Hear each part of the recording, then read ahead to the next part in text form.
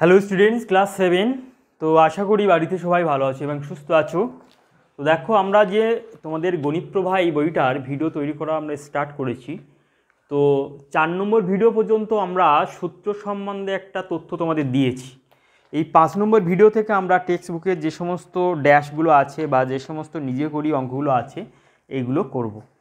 তো দেখো, যে আমরা সূত্রের যে সংক্ষিপ্ত সার এর আগের ভিডিওতে আমরা দিয়েছিলাম, তোমরা অবশ্যই দেখেছো।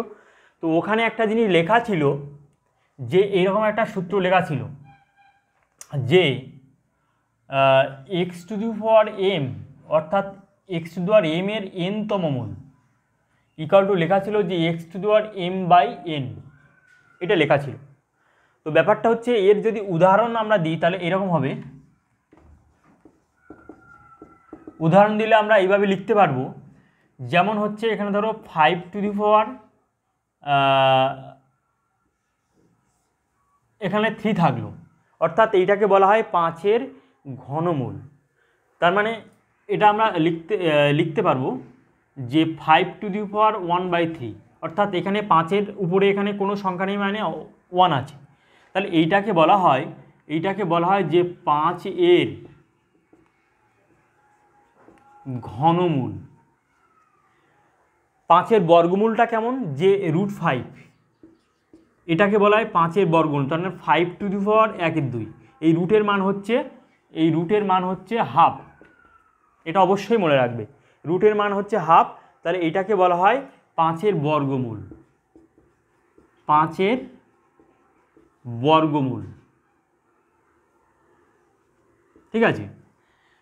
তাহলে 5 টু দি পাওয়ার 1/3কে বলা হয় 5-এর ঘনমূল, যেটাকে এইভাবে লেখা হয়, মানে একদম ঘনমূলের চিহ্ন দিয়ে। আর যদি আমরা বলি যে 5-এর মাথায় যদি 3 হবে, তাহলে এটাকে বলা হয় যে এটাকে আমরা বলবো 5-এর ঘন। এটাকে আমরা বলবো 5-এর ঘন, ঠিক আছে। তাহলে দেখো, 5-এর ঘনমূল যখন বলবো তখন 5 টু দি পাওয়ার 1/3 চিহ্ন দিয়ে লিখতে গেলে তাহলে এখানে 3 লিখবো আর এখানে 5 লিখবো, এইভাবে চিহ্ন দিয়ে লিখবো 5-এর ঘনমূলকে। আর যদি বলা হয় 5-এর ঘন, তার মানে 5-এর মাথায় 3। 5-এর যদি বর্গ বলা হয় তাহলে এটাকে বলা হয় 5-এর 2, অর্থাৎ এটাকে বলা হয় 5-এর বর্গ। আর 5-এর যদি বর্গমূল বলা হয় তখন বলবো এই √ওভার দিয়ে এটা বলবো 5-এর বর্গমূল। তা এবার যদি বলে 5-এর যে পঞ্চম মূল, তার মানে হচ্ছে যদি তোমাদের প্রশ্ন বলে যে 5-এর পঞ্চম মূল কত, তাহলে আনসার কি হবে? তাহলে তোমরা যদি চিহ্ন দ্বারা রেখো তাহলে এইভাবে লিখবে, এখানে 5 লিখে এখানে 5 লিখবে, এটা হচ্ছে চিহ্নর দ্বারা। এবার এটা সমান আমরা লিখতে পারি যে 5 টু দি পাওয়ার 1/5। যদি তোমাকে প্রশ্ন করা হয় যে 5-এর পঞ্চম মূল সমান কত লিখতে পারি, তাহলে লিখবে 5 টু দি পাওয়ার 1/5। ওকে, তাহলে একই রকমভাবে আমরা যদি বলি যে যদি তোমাদের প্রশ্ন করা হয় যে এক্স এর এনতম মূল কত, তাহলে আমরা লিখব যে x to the power 1/n, এটাকে লেখা যায় এইভাবে চিহ্ন দিয়ে, এখানে n হচ্ছে এখানে x হচ্ছে। বুঝতে পারলে? এরপরে আমরা দেখো এই তথ্যটা আমরা শিখিয়ে দিলাম। তো এই সূত্রটার এক্সাম্পল আমরা দিইনি, তা এই তথ্যগুলো তোমরা অবশ্যই শিখে রাখবে।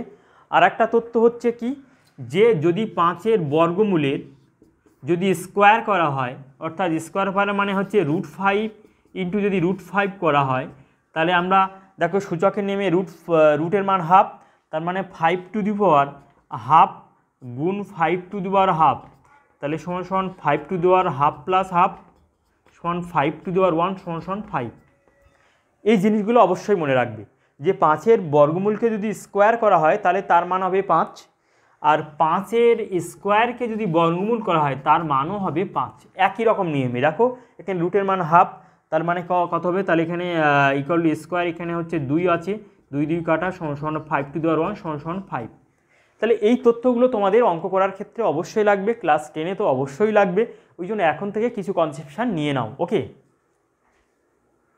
দেখো এর আগের সূত্রে আমরা শিখেছি যে এই টাইপের একটা সূত্র, যেটা তোমাদের 9-এ লাগবে, আমি তোমাদের মানে একদম বলেছিলাম যে x to the power m equal to y to the power m হলে এক্স সমান সমান ওয়াই হবে, যেখানে আমরা লিখে দিয়েছিলাম এম নট ইকুয়াল টু 0। তাহলে এই সূত্রটার আমরা উদাহরণ দেব এইভাবে, কেমনভাবে দেখো, যে আমরা লিখতে পারি যে যেমন 5 two the power 3 equal to, যদি আমরা লিখতে পারি যে এক্স টু দি পাওয়ার ধরো এখানে 3 হয়, অর্থাৎ সমাধানের ক্ষেত্রে এগুলো তোমাদের 9-এ লাগবে। তাহলে আমরা লিখতে পারি যে অতএব 5 সমান সমান এক্স বা এক্স সমান সমান 5, অর্থাৎ উপরে পাওয়ারগুলো সমান হলে। একই রকমভাবে আর একটা সূত্র তোমাদের শিখিয়ে দিয়েছিলাম যে x to the power m equal to, যদি এক্স টু দি পাওয়ার যদি এন হয় হলে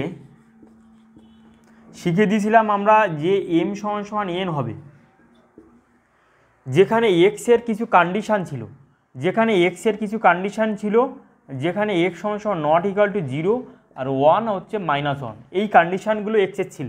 যদি এই কন্ডিশানটা যদি মেনটেন করে তাহলে আমরা বলতে পারবো যে x to the power m equal to x to the power n হলে এম সমান সমান এন হবে। তাহলে এই ক্ষেত্রে উদাহরণ আমরা দিতে পারি,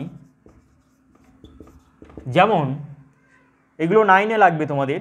যেমন আমরা বলতে পারি যে 5 two the power x equal to, যদি 5 টু দি পাওয়ার 6 হয় তাহলে লিখতে পারি যে অতএব এক্স ইকুয়াল টু 6। অর্থাৎ এখানে নিধান যদি একই হয়, উপরে পাওয়ারগুলো যদি সমান হয়, অর্থাৎ ওই যে সূচক যদি সমান হয়, তাহলে আমরা লিখতে পারি এক্স সমান সমান 6। তাহলে এই যে দুটো এক্সাম্পল দিয়ে, এই দুটো সূত্র, লাস্টে দুটো সূত্র 9 আর 10 তোমাদের আমি এর আগের ভিডিওতে আমি দিয়েছি, এইগুলো মেনলি ক্লাস তোমাদের 9-এর সমাধানের ক্ষেত্রে লাগবে। তবু এখন থেকে একটু কনসেপশান তোমরা নিয়ে নাও, ওকে। এরপরে দেখো পেজ নাম্বার 71-এ দিকে তোমরা তাকাও, তোমাদের টেক্সট বুকে যে ক্লাস 7, যে এখানে দেখো 615 বলে একটা কথা লেখা আছে। যদি 615কে এমনভাবে লিখি, অর্থাৎ এইটাকে বলা হয় 10-এর ঘাতে বিস্তার, তাহলে 615কে 10-এর ঘাতে এইভাবে বিস্তার করে লিখেছে, সেটাকে আমি শিখিয়ে দিচ্ছি যে 615কে 10-এর ঘাতে বিস্তার হলো, তাহলে 615 সমান আমরা এখানে দেখো একক দশক করে লিখে নেবে, একক দশক শতক। তাহলে এখানে 615, তাহলে আমরা লিখতে পারবো 600, অর্থাৎ 6-এর স্থানীয় মান কত 600, প্লাস এখানে 1-এর স্থানীয় মান 100 আর 5-এর স্থানীয় মান হচ্ছে 5। তাহলে এইভাবে আমরা লিখতে পারি, বা এখানে আমরা লিখতে পারি 5 ইন্টু 1 লিখতে পারি, ইকুয়াল টু আমরা লিখবো যে 6 ইন্টু 100 প্লাস 1 ইন্টু, দেখো এই মানে এখানে 10 হবে, 1 into 10 plus 5 into 10 two the power 0 equal to আমরা লিখতে পারি 6 ইন্টু 10 স্কোয়ার প্লাস, তাহলে এটাকে 1 ইন্টু, তাহলে এখানে 1 ইন্টু আমরা লিখব 10 প্লাস এখানে পাওয়ারে 1 আছে, এখানে 5 ইন্টু 10 টু দি পাওয়ার 0। তাহলে 615কে যদি 10-এর ঘাতে বিস্তার করে লেখা যায়, তাহলে এখানে দেখো 0, এখানে 1, এখানে 2 মানে অর্ডার, এই মানে অর্ডারে আছে, ঠিক আছে। তা এখানে যে এই 10 টু দি পাওয়ার 0-এর মান কিন্তু 1, যে 10 টু দি পাওয়ার 0-এর মান কত 1, আমরা সূত্রের সাহায্যে শিখেছি 10 টু দি পাওয়ার 0 মান 1, কারণ এক্স টু দি পাওয়ার 0 মান আমরা 1 শিখেছি। তাহলে এইভাবে আমরা 10-এর ঘাতে বিস্তার, এখানে যে 781 যে ড্যাশ পূরণগুলো দেওয়া আছে তোমরা অবশ্যই পারবে এগুলো, যে 781-এর ক্ষেত্রে এখানে ধরো ড্যাশ দেওয়া আছে, তারপরে যে ওখানে 1 নম্বর ওখানে মানে প্রয়োগের ক্ষেত্রে যে 781 ইকুয়াল টু 7 ইন্টু ড্যাশ দেওয়া আছে, plus 8 into 10 plus 1 into dash দেওয়া আছে। তাহলে এই ক্ষেত্রে কি হবে, তাহলে এখানে দেখো যে 10-এর ঘাতে বিস্তার করে লেখার চেষ্টা করি, তাহলে এখানে 781 এই জায়গাটা, তাহলে এখানে হবে 10 স্কোয়ার তাহলে এখানে আছে 10, আর এখানে কি হবে যে 1 × 10⁻0 হবে, এখানে হবে 10⁻0। একই রকমভাবে 978 ক্ষেত্রে কি হবে যে ওখানে ফার্স্টে ড্যাশ দেওয়া আছে, তারপর আছে 10², তারপর প্লাস দেওয়া আছে 7 × ড্যাশ, তারপর দেওয়া আছে +8 × ড্যাশ, এইভাবে দেওয়া আছে। ঠিক আছে, তাহলে এখানে তাহলে ড্যাশে প্রথম ড্যাশে হবে এখানে 9 হবে, আর এখানে 7, তার মানে এখানে হবে 10 হবে 10⁻1, আর এখানে হবে 8 × 10⁻0। তাহলে এই যে ড্যাশ পূরণগুলো তোমাদের কমপ্লিট করে দিচ্ছি পেজ নাম্বার 71-এ। তোমাদের যে গণিত প্রভা যে বইটা তোমরা দেখতে পাচ্ছ, এই বইটার পেজ নাম্বার 71-এ যে ড্যাশগুলো আছে সেই ড্যাশগুলো আমি তোমাদের কমপ্লিট করে দিচ্ছি। তা কোনো কিছু আমরা বাদ দেবো না, যে একদম সুন্দর করে প্রত্যেকটা অঙ্ক ধরে ধরে এবং প্রত্যেকটা এক্সাম্পলের জিনিস ব্যাখ্যা করে আমি তোমাদের এই টেক্সট বুকের এই জায়গাগুলো অবশ্যই তোমাদের একদম রেডি করে দেবো, যাতে করে একদম এই সূচক চ্যাপ্টার থেকে যদি কোনো প্রশ্ন আসে তাহলে অবশ্যই তোমরা উত্তর করতে পারবে। ওকে, ওই জন্য সূত্রগুলো আমরা 1 নম্বর 2 নম্বর 3 নম্বর 4 নম্বর ভিডিওতে ডিটেলস একদম ব্যাখ্যা করে দিয়েছি। তো আমরা এখন এই যে টেক্সট বুকের যে সমস্ত তথ্যগুলো আছে সেগুলো সুন্দর করে আমরা ব্যাখ্যা করে দেবো। ওকে, তাহলে একই রকমভাবে 978 লিখলাম, তাহলে এবার হচ্ছে 4533, 4533 ইকুয়াল টু আমরা লিখতে পারি 4 গুণ তাহলে 10⁻³ যোগ হচ্ছে 5, এখানে ড্যাশ দেওয়া আছে, যোগ হচ্ছে 3 × এখানে ড্যাশ দেওয়া আছে, তো প্লাস হচ্ছে 3 × আবার এখানে ড্যাশ দেওয়া আছে। তাহলে এখানে দেখো একক দশক শতক করে যদি আমরা লিখি, তাহলে এখানে দেখো একক দশক শতক হাজার 4000, তার মানে 10⁻³ আছে। তো এখানে তাহলে কি হবে যে 5 × এখানে 10² হবে, তাই না? তার কারণ হচ্ছে যদি আমরা একক দশক শতক হাজার করে লিখি তাহলে দেখো কি করে হচ্ছে, তাহলে এখানে 4, এখানে 5, এখানে 3, এখানে 3, তাহলে এখানে 5-এর স্থানীয় মান 500, তাহলে 500 মানে 5 × 100, 100কে যদি স্কোয়ার করে লেখা হয় তাহলে 10²।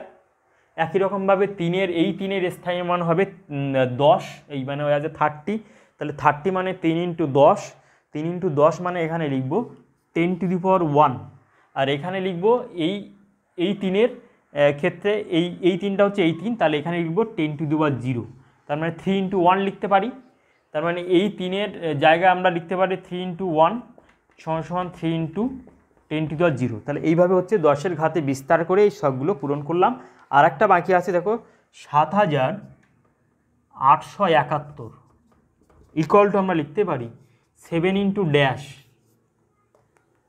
+8 × ড্যাশ +7 ইন্টু দেখো ড্যাশ দেওয়া আছে, তারপর +1 ইন্টু এখানে ড্যাশ দেওয়া আছে।